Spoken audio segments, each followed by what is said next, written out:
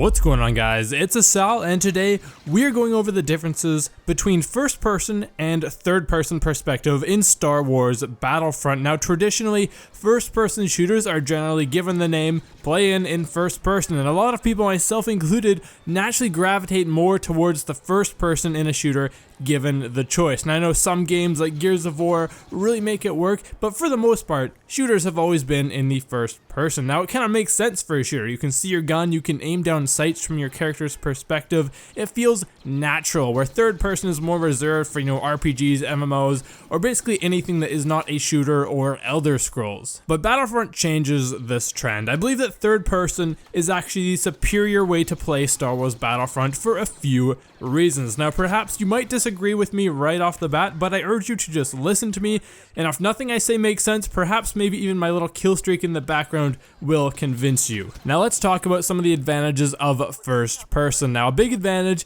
is that the camera is closer to your character, so enemies will also appear closer because your camera won't be far back like it is in third person. So that's a big advantage because it'll be easier to shoot people because they will be closer to you. Not really, but they just appear closer and a little bit bigger on your screen. Also, another nice little touch to first person is you can actually appreciate the models of all the guns, because some of them do look pretty cool, but again, that's kind of a minor thing. It doesn't really impact gameplay to any real extent, but really the advantages of first person stop there. One of the main disadvantages of playing in first person is the recoil that you suffer while hip firing. Now, it is harder to hit things when you have recoil because it kind of makes sense. Your reticle is jumping all over the screen and it makes it a lot harder to hit your target. Now, you might say, Asal, doesn't every shooter have recoil? Well, yes, usually they do, but in third person in Star Wars Battlefront, there is literally zero recoil when hip firing. That's right, absolutely zero recoil. So your reticle stays perfectly still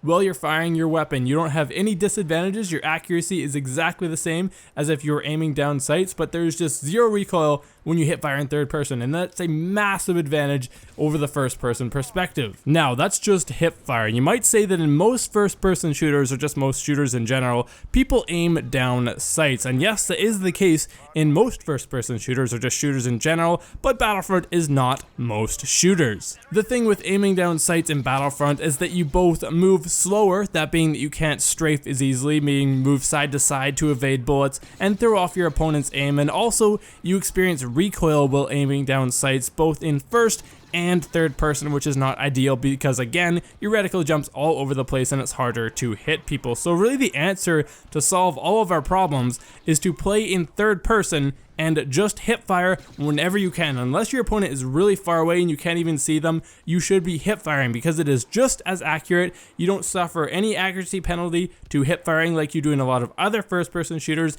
and you won't experience any recoil while hip firing in third person, making it really easy to land shots from really far away, and it's just like a laser beam. So it's definitely recommended by me to just stick to that third person, don't aim down sights, and just hip fire like crazy. Now, if that's not enough to convince you, I'm not done yet. Now, third person has yet another advantage, that being the much wider field of view than you have in first person. That means you can see what's in front of you, what's beside you, and even behind you to a certain extent. This is great because it allows you to peek around corners and see enemies when they can't see you. Now, this works because the camera is a little further back and slightly off-centered, so you can be hiding behind a wall and actually see people coming down a hallway towards you, and you won't have to expose yourself at all. Now, it also lets you keep tabs on the environment around you, so you always know whether or not you're behind cover or not. For example, if you're behind a wall to your right, you don't have to look at the wall like you would in first person, because in third person you can already see the wall and your character model, and you can tell whether or not you are covered by that. And finally,